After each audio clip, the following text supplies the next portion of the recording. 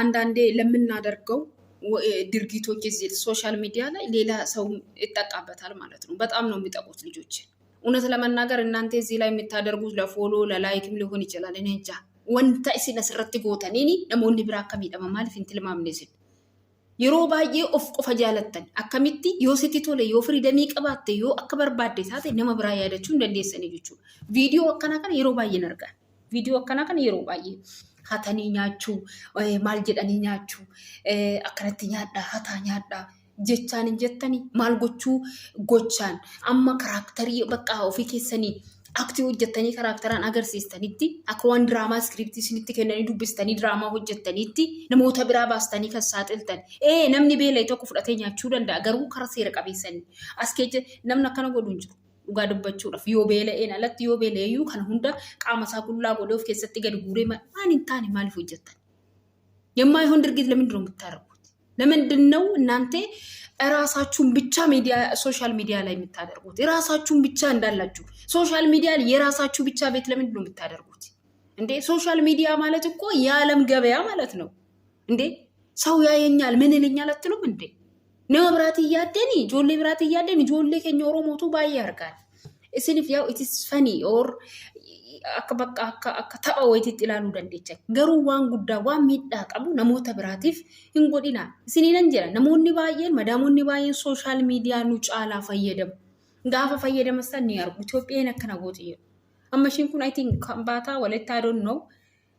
Ijoollee keenyas waan arge fakkeenyi isin godhachuufan. Waan akkanaa እናንተን የማይጠቅማችሁ ሌላን የሚጎዳ አትስሩ። dhugaa dubbachuudhaaf waan isin fayyenne wanna nama biraa miidhuun hojjetina. Ofii keessanii firiidamii argatu taanan ofii keessanii akka barbaadanitti miidiyaa irra burraaqxu taanan ashaataa qabattanii utaaltu mana keessa maal godhatu taanan namoonni biraa sarraatanyaan ishii bira jirtus waan akkas godhatutti fakkaata madaamii biratti. Tarii meebii madaamiin kee arguu dhiisuu dandeechi. Meebii madaamiin kee ilaaluu dhiisuu dandeechi. Nama biraa garuu gaafa si ilaaltu kaddaama mana ishii tarii ji'a tokko keessatti kan maatii ishii dubbistu sababa keessaniin mana cokkonamti waan argineef immoo hin jiras baay'ee. Guyyaa tokko madaamonni keessa lafummaa kaatee isinitti jijjiiramtu mee? Guyyaa tokko lafummaa kaatee oduma isin hojjettan utuma isin nagaa qabdanuu lafaa kaatee isinitti jijjiiramtu maaliif isinitti fakkaata? Sooshaal miidiyaa irra argu kaa waan ta'u waan hin argu akkasuma isaan jedhu. Itoophiyaa jennaan akkasuma ijuma tokkoon nama ilaalu. Isinii galee kanaaf waan hojjettan waan gootan tokko nama biraatiifis yaadaa godhaa. waan salphaa waan qalal jedhe tokko isinitti fakkaachuu danda'a አይደለም ይሄ ቀላል አይደለም ሌላው ሰው የሚጎዳበት ነው እናንተ የምታደርጉት ድርጊቶች ሌሎቹን ይጎዳል አስቡ መጫወት የምትፈልጉት ከሆነ በቃል ወይም ጀቻንለ ወልትዱባዳ እንዲያርጉ ለምክርም ከሆነ ወልጎርሱ ዳፎ ጀተን በድርጊት ሳይሆን በቃላት ለምን ሌላ ሰው እንዳይጎዳ እኔ በጣም እግዚአብሔር ምስክሬ ነው በጣም እኔ namni biraa akka miidhamu fedhan maaliif makaraas argeera mana madaamii keessatti miidhamee jira nama miidhamee miti quuqqaa namaa nan beekan sababa maaliitiif madaamii lafaa kaatee daa'imaan akka loltu nan beekan sababa tokko waan tokko doon arginu loltu garuu wanti nuti goonu sooshaal miidiyaan kun gabayaa idil addunyaati namni hundumtuu kaaba kibba bahaa dhihaa kan laalanidha wanta gootan wanta miidiyaa kanarra facaastanii firiisaa maal akka nyaattan laala tokko lammaffaa immoo maatiin keessanii sin argu bar maatiin keessan sin argu hin saalfatu sinitti haatiif abbaa kee miti dirqama maatiin obboleewwan kee obboleessi kee firri kee maatiin kee duuba hundi sooshaal miidiyaa kanarratti gaafa sin argan biyyoo galtanii saalfattuun qaadaftu ani namaafan jiraadha minaamin hin jedhina sinii galee ani namaafan jiraadha maalidhaan jedhina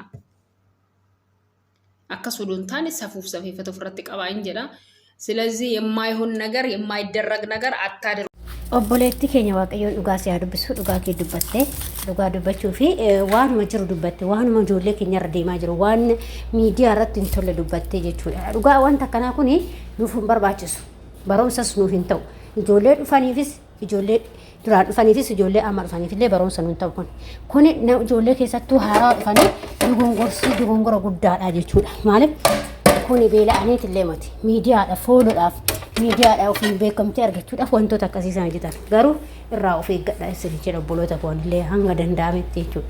Ashamaa akkam jirtu hordoftoota kabajamtoota chaanaala kooti kan biyya keessaa kan biyya alaa bakka jirtu itti nageenya waaqayyo isin baay'atu akkam jirtu. Ana buleetti keessa nagaa guutuun qaba galata waaqayyo isin jecha egaa hordoftoota itti warroon chaanaala kee afaaraa taatan immoo sabiskiraayib gochuudhaan maamila keenya ta'ee warra ta'aa jirtas galatooma alfaadhaa isin jedha. Innaa akkuma beekamu yeroo baay'ee wanti miidiyaa haara deemu waan baay'ee si jibbisiisu qofatu miidiyaa kanarraa olii gadi zoora jechuudha.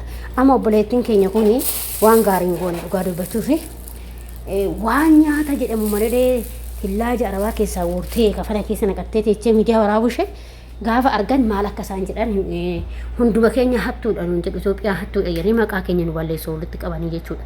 Namni gaafa beela'u miidiyaa waraabu fuutee nyaachuun cubbuun qabu. Beeloftee fuutee nyaachuun cubbuun qabu. Hin asiin fudhadhuutii taa itti nyaadhu. Maa nyaatte yoo isin jette yeruma saniyyuu itti himuu dandeessa. Ganaa miidiyaadhaan waraabdee wanta akkasii ijoollee barumsa irraa argatu moo karaa kanaatiin ijoolleen yaadarramtu barbaada moo maal dhaafe. Garuu wanta kanarraa wanta isiniin jedhu keessaa ijoolleen qimamocha mana madaami sirriitti of eeggadhaa. Sirriitti of eeggannoo cimaa godhaa. Maaliif kun nu barbaachisu. Kun barumsa sirriidhaan argannu nullee hin barbaachisu jechuudha walumaa galatti. Anas ta'ee sis ta'ee hunduma keenya ijoollee qimamocha mana madaami jiru nu barbaachisu kun dhugaas hin jedha jechuudha. Kuni safuudha. Safuu cabsuudha. Waan hunduma caalaa jechuudha. Kanaaf obboleewwan koo mutee waa godhattanii wanta safuu fi wanta safuun eegganne eeggachaa miidiyaa fayyadamaa waan barumsa sirraa barattu ijoolleen duwwaa dhuftu waan sinirraa barattu hojjechuu qabdan. Maaliif anarraa waa baratta sirraa waa baradha. Gaafa miidiyaarraa argee waan tokko yoo arge namaaf dabarsuudhaaf anis akka san ta'uu hawwii guddaan qaba. Namnis immoo akka san akka ta'u namaaf dabarsuu qaba malee waan badaa tokko amma miciyyoon kun hattee nyaatteenis hatoo nyaachuun qaba. Maal fanata indee miidiyaan waraabiyyoo hattee nyaachuun illee cubbuun qabu garuu gaafa hattu sammaa miidiyaa waraabda. Gaafa hattu san kafana keessa kan hunda dhaqattee miidiyaa waraabda akka ittattee raasii galattee ni nyaatta. Ara sheemit koona namni beela'e wanta akka fudhatee taa'ee akkuma beetii keessa taa'ee nyaata.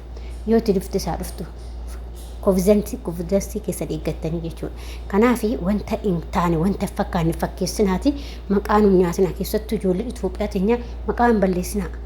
Xannasi tokkotu foon hunda ajjeessaa san namoota akka lamatu maqaa ijoollee hunduma araba hundaa walitti qaba jechuudha. Inni akkasii saba fe'aa ta'u, sabuma fe'aa haa ta'u, lammii fe'aa ta'u.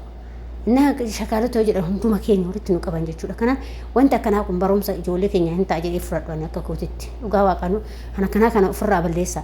Ana kanaa kana ofirraa silaa wanna godhan irratti riippoortii godhanii quban nama akkanatti waraabu kana jechuudha. Namni tokko gaafa waan babbareedaa dabarsu waan barumsa qabu dabarsu atillee irraaf qayyabachuudhaaf dhaggeeffatta. Kana maal irraa dhaggeeffatta? Innaa kanaaf adaraa keessan walirraa eeggadhaa isiniin jedha. Obsaati dalagaa amma kunoo fakkeenyaaf amma dalagaa kana dalagaa ta'u waraabaa miti kun rakkoon qabu maaliif akkaataa itti hojjettu agarsiistellee rakkoon qabu. Fakkeenyaaf nyaata hojjechaatilee waraabdee rakkoon qabu maaliif namni sun akkaataa nyaata kee hojjettu sirraa barata akkaataa mana kee qulqulleessu sirraa barata jechuudha. Anama kun kanan firaashii soofaan qulqulleessaa akkaataa soofaa itti qulqulleessan waraabdee yoo galakkistee hedduu isa bareedaadha malee walirraa baratta waan ta'eef jechuudha. Innaa akkasiin jedha hordoftoota kiyya yaa adaraa keessa waan fakkaanne fakkeessinaa isiniin jedha.